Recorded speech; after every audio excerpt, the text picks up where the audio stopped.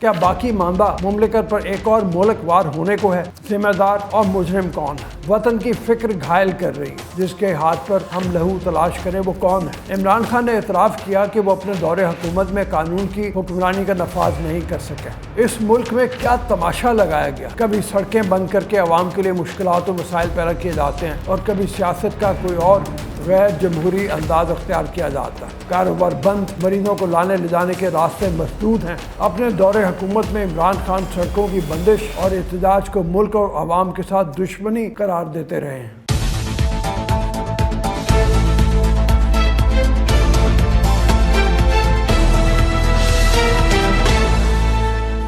بسم اللہ الرحمن الرحیم، السلام علیکم، میں ہوں عبدالرؤف، آپ دیکھ رہے ہیں باغی ٹی وی۔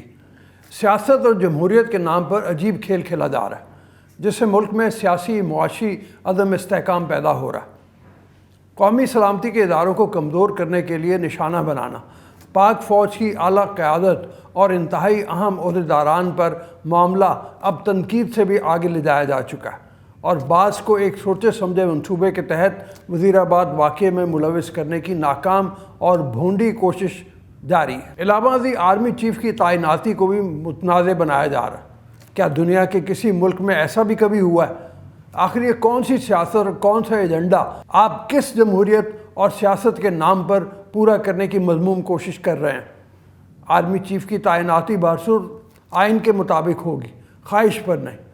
پاک فوج کے سپہ سالار کی تعیناتی میں اگر پسند ناپسند اور اپنا بندہ کو بنیاد بنا کر سوچ کو تسلیم کر لیا جائے تو یہ بہت بڑی غلطی اور ملک دشمنی ہے۔ کوئی پاکستانی کیسے سوچ سکتا ہے کہ پاک فوج میں ذاتی پسند ناپسند کی بنیاد پر تفریق پیدا کی جائے؟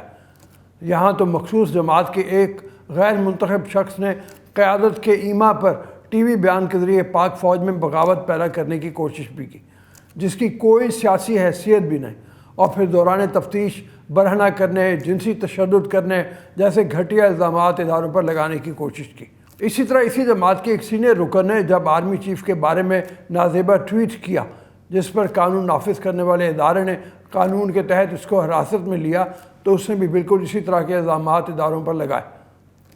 یاد رہے، یہ وہی شخص ہے جس کی جماعت کے دور اقتدار میں اس نے ایک غریب گھرانے پر حملہ کیا اور چادر اور چار دیواری کے تقدس کو پامال کرتے ہوئے بوڑھوں، خواتین اور معصوم بچوں پر بری طرح تشدد کیا، لیکن ان کو انصاف نہیں ملا۔ اس غریب گھرانے پر الزام یہ تھا کہ ان کی گائے نے مذکورہ سینیٹر کے چند پودوں کے پتے کھائے تھے۔ کیا وہ انسان اور پاکستانی نہیں تھے؟ اسی طرح اسی سینیٹر نے جس وقت آرمی چیف کے خلاف ٹویٹ کر کے پورے ادارے کے تقدس کو پامال کرنے کی ناکام کوشش کی، تو نہ صرف اس کی جماعت بلکہ انصاف کے ادارے حرکت میں آ گئے۔ یہ سیاست ہے یا بدمعاشی ہے؟ لیکن اب ایسا کچھ بھی کرنا کسی بھی طور ناممکن ہے۔ بس بہت ہو گیا۔ کیا ملک اسی طرح چلتے ہیں کہ ایک شخص ہر ادارے پر اپنی مرضی مسلط کرے؟ یہ جمہوریت اور سیاست نہیں، آمریت ہے۔ کیا ایک شخص اپنے آپ کو بادشاہ تصور کرتا ہے اور عوام اور ریاستی اداروں کو غلام یا رعایا؟ اور ہر پاکستانی پر لازم ہے کہ آئین اور قانون کا احترام کرے اور ریاستی اداروں کی عزت و تکریم کو مقدم سمجھے، اور عمل تو درکنار ایسا کچھ سوچے بھی نہ جس سے ریاستی اداروں کے کمزور ہونے کا ذرا برابر بھی احتمال ہو، کیونکہ ریاستی اداروں کی کمزوری ملک کی کمزوری ہوتی ہے، جس کی کسی بھی طرح اجازت نہیں دی جا سکتی۔ دوسری طرف وزیر آباد واقعے میں عدالتی کمیشن کو بھی تسلیم نہیں کیا جا رہا، نہ ہی درج کی گئی ایف آئی آر کو مانا جا رہا۔ ہو سکتا ہے تفتیش سے یہ خطرہ ہو کہ کہیں حقائق سامنے نہ آ جائے، جس سے لگتا ہے کہ دال میں کچھ کالا ہے۔ یہ ایک ایسا غیر منطقی مطالبہ ہے کہ بشمول اعلیٰ فوجی افسر کے 3 اہم شخصیات پہلے اپنے عہدوں سے استعفیٰ دیں، ایف آئی آر میں ان تینوں کو نامزد کیا جائے، پھر تفتیش ہو، اور اگر وہ بعد تفتیش ملوث نہ پائے گئے تو وہ آزاد ہوں گے۔ بلکہ گزشتہ روز عمران خان نے ایک بیان میں نیا شوشہ یہ بھی چھوڑا ہے کہ اس واقعے میں ایک اور فوجی افسر بھی شامل ہیں، جن کا نام وہ چند دنوں تک عیاں کریں گے۔ اس ملک میں کیا تماشا لگایا گیا ہے؟ کبھی سڑکیں بند کر کے عوام کے لیے مشکلات و مسائل پیدا کیے جاتے ہیں اور کبھی سیاست کا کوئی اور غیر جمہوری انداز اختیار کیا جاتا ہے۔ گزشتہ 4 دنوں سے راولپنڈی اسلام آباد میں سڑکیں بند ہیں۔ ہر سڑک پر 15-20 بندے کرسیاں رکھ کر اور ٹینٹ لگا کر لوگوں اور بچوں کی آمد و رفت بند کرنے کا باعث بنے ہوئے ہیں۔ دلچسپ بات یہ ہے کہ یہ سب کچھ ان علاقوں میں ہو رہا ہے جہاں اسی جماعت کی حکومت ہے، اور انہی میں سے بعض لوگوں نے اسی جماعت کو ووٹ بھی دیے ہیں۔ اب وہی لوگ اس کی سزا بھگت رہے ہیں۔ کاروبار بند، مریضوں کو لانے لے جانے کے راستے مسدود ہیں۔ اپنے دور حکومت میں عمران خان سڑکوں کی بندش اور احتجاج کو ملک اور عوام کے ساتھ دشمنی قرار دیتے رہے ہیں۔ کے پی کے اور دیگر علاقوں سے بھی مارچ کے شوقین راولپنڈی پہنچیں گے۔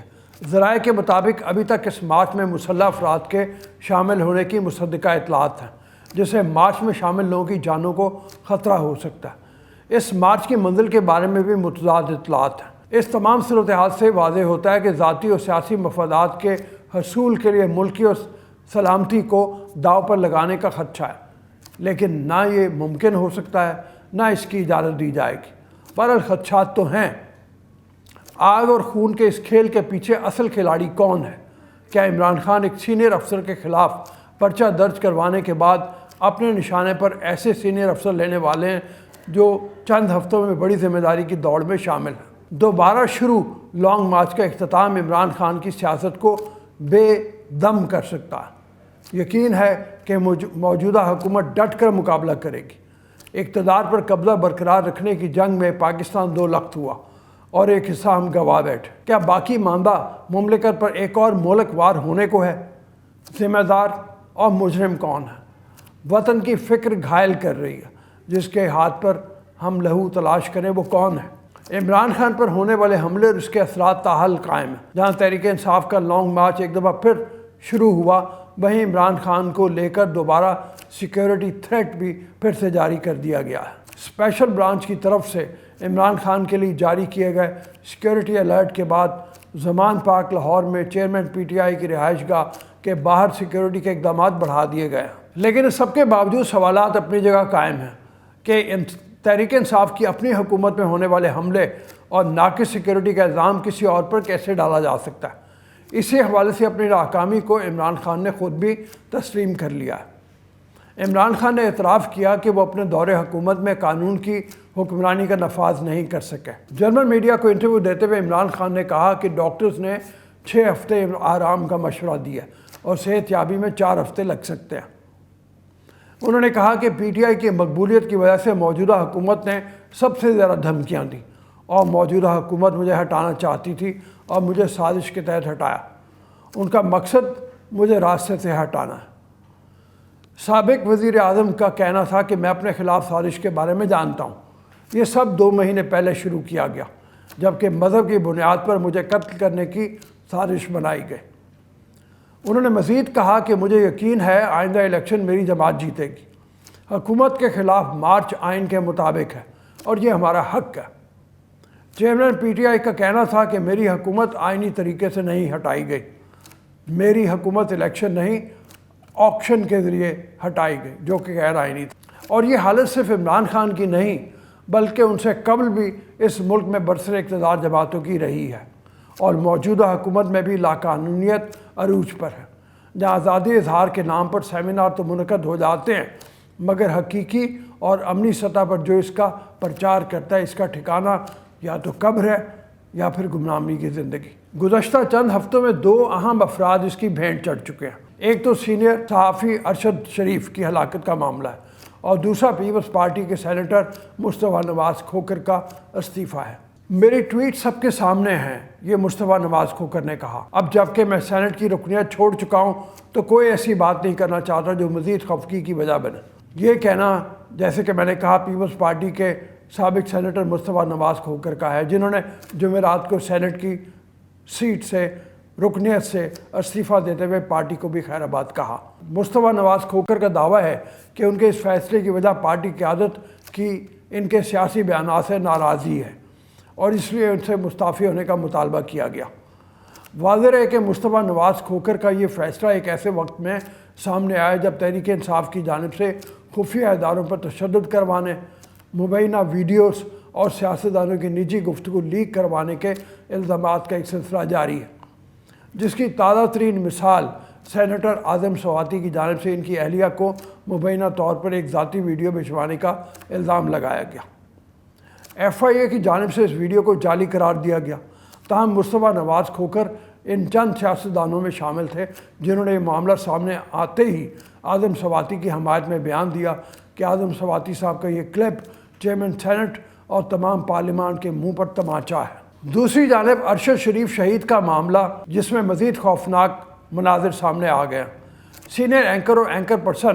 سینئر صحافی اینکر پرسن کامران شاہد نے ارشد شریف کے تشدد کی تصاویر کی خبر بریک کی، جس پر بھونچال مچ گیا اور اس کی تصدیق بھی ہونا شروع ہو چکی ہے۔ حکومت اور پیمز ہسپتال کی انتظامیہ نے کینیا میں قتل کیے جانے والے پاکستانی صحافی ارشد شریف کے پوسٹ مارٹم رپورٹ میں ان کے جسم پر تشدد کے نشانات اور میڈیا پر سامنے آنے والی پیمز کی رپورٹ کی تصاویر بھی سامنے شیئر کی ہیں اور اس کی تصدیق کی ہے۔ وزیر داخلہ رانا ثناءاللہ نے کہا ہے کہ جس طرح ارشد شریف کے جسم پر نشانات ہیں، اسے لگتا ہے کہ انہیں ٹارچر کیا گیا۔ تاہم انہوں نے مقتول صحافی کے خاندان کا حوالہ دیتے ہوئے کہا کہ وہ ان زخموں کی تفصیلات نہیں بتائیں گے۔ تحقیقاتی کمیٹی نے دیکھا کہ کینیا میں جہاں یہ قتل ہوا وہ ایک ویران سڑک ہے، جہاں دن بھر میں تفتیش کاروں کو صرف 3 گاڑیاں گزرتی نظر آتی ہیں۔ وہاں کوئی ناکہ وغیرہ نہیں تھا۔ وزیر داخلہ کے مطابق وقار اور خرم کا اس قتل میں عام کردار ہے، جو اپنے فون کا ڈیٹا دینے سے انکاری۔ ان کے مطابق ہو سکتا ہے کہ پہلے ارشد شریف پر ٹارچر کیا گیا ہو اور پھر پولیس کو ساتھ ملا کر یہ ایک فائرنگ والا ڈھونگ رچایا گیا۔ پیمز ہسپتال کے ڈائریکٹر ڈاکٹر خالد مسعود نے تصدیق کی ہے کہ ارشد شریف کے پوسٹ مارٹم رپورٹ میں اس کی جو تصاویر ہیں وہ درست ہیں اور یہ تصاویر ہسپتال سے ہی لیک ہوئی ہیں، جن کے بارے میں تحقیقات جاری ہیں۔ ان کے مطابق مقتول صحافی ارشد شریف کے جسم پر زخموں کے نشانات ہیں، کچھ ناخن بھی ہیں جو اکھڑے ہوئے ہیں، اور یہ کہ تصاویر اسلام آباد کے پیمز ہسپتال سے ہی لیک ہوئی ہیں۔ پیمز ہسپتال کے ڈائریکٹر ڈاکٹر خالد مسعود نے بتایا کہ پوسٹ مارٹم کرنے والی ٹیم کے سربراہ نے ارشد شریف کے جسم پر تشدد کے 12 نشانات کی نشاندہی کی ہے۔ ڈاکٹر خالد نے بتایا کہ ابتدائی رپورٹ کے مطابق ارشد شریف کی دائیں کلائی پر تشدد کے نشانات ملے، سیدھے ہاتھ کی 4 انگلیوں کے ناخن نہیں تھے، بائیں ہاتھ کی انگلی پر بھی زخم کا نشان ملا۔ اس طرح 12 مختلف جگہوں پر زخم کے نشانات ملے۔ اس حوالے سے فورینزک ہو رہا ہے، جس کی رپورٹ جب سامنے آئے گی تو پتہ چل سکے گا کہ کتنا تشدد ہوا یا ہوا بھی کہ نہیں ہوا۔ ارشد شریف کے اہل خانہ میں سے کسی نے تحریری درخواست نہیں دی ہے، تاہم اگر کوئی درخواست آئے گی تو رپورٹ دے دیں گے۔ یہ معاملہ شدت اختیار کر چکا ہے، جس کی شفاف اور جلد تحقیقات ضروری ہیں۔ البتہ تمام سیاسی جماعتوں سے گزارش ہے کہ اس معاملے کو اپنی سیاست کی بھینٹ نہ چڑھائیں۔ اب تک کے لیے اتنا ہی۔ جانے سے پہلے آپ سے گزارش ہے چینل کو سبسکرائب کریں، ویڈیو کو لائک اور شیئر کریں اور فیڈ بیک کمنٹ سیکشن میں ضرور دیں۔ اللہ آپ کا حامی و ناصر ہو۔